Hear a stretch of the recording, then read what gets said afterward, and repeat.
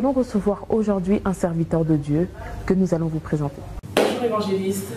Bonjour ma sœur opportune. Nous sommes contents de vous recevoir sur la chaîne ZL Prod. Aujourd'hui, c'est partagé.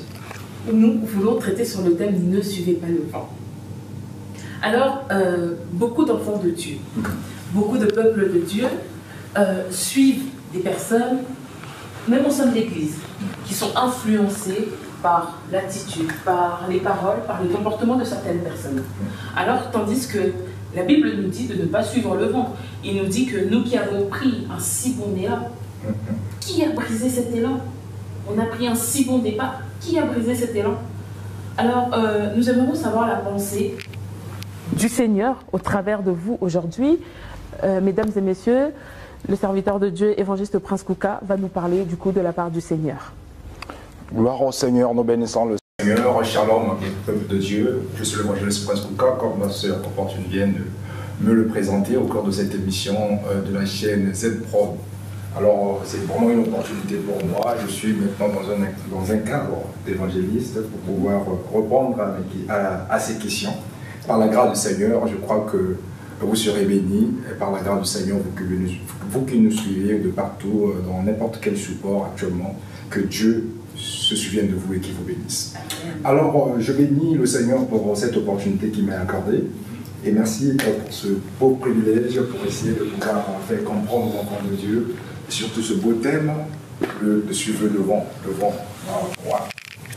Nous bénissons le Seigneur pour cela. Nous croyons que le Saint-Esprit sera au contrôle pour pouvoir... Alors, une personne, lorsqu'il sert le Seigneur, tu dois avoir une vision claire de ce que tu veux faire avec le Seigneur.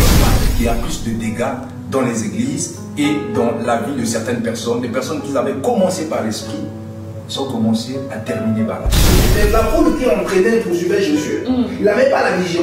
Et il s'était en train de le toucher, de le poursuivre, mais sans projet, sans plan précis, sans but, sans objectif.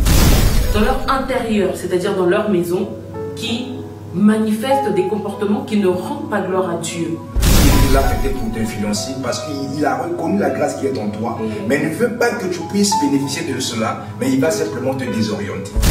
Celui qui relâche dans son travail est frère de celui qui détruit. Alors qui est celui qui détruit? Une personne peut venir avec une doctrine contraire à la doctrine qui est enseignée dans cette église-là, et du coup, on est encore... Il est resté attaché à sa vision, malgré les épreuves. Il n'a pas renoncé à Dieu, malgré cette très longue vendue, il est resté attaché. Alléluia, Amen, gloire au Seigneur, bien-aimés dans le Seigneur. Nous sommes très heureux du Saint-Esprit, ce qu'il a fait ce soir, ou ce matin, de partout de là où vous nous regardez. Écoutez, la Bible dit ceci, Corinthiens le chapitre 15, le verset 58. Ainsi, mes chers frères, montrez-vous fermes et inébranlables. Soyez toujours plus actifs dans l'œuvre du Seigneur, puisque vous savez que la peine que vous vous donnez dans la communion avec le Seigneur n'est jamais perdu. Alors ici Paul nous exhorte à tenir ferme, quel que soit le vent, quelles que soient les marées, quelles que soient les situations qui se présenteront, tenons ferme avec conviction que Jésus-Christ est de notre côté.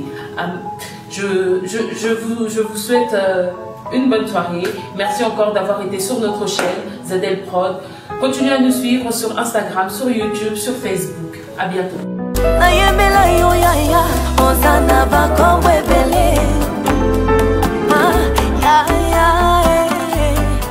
Yanga bitae bakombwe bele bonzambelo yo ekausa bijoli nanga esika nalela nakoma koseka makambo etungisaka bomoi nanga shama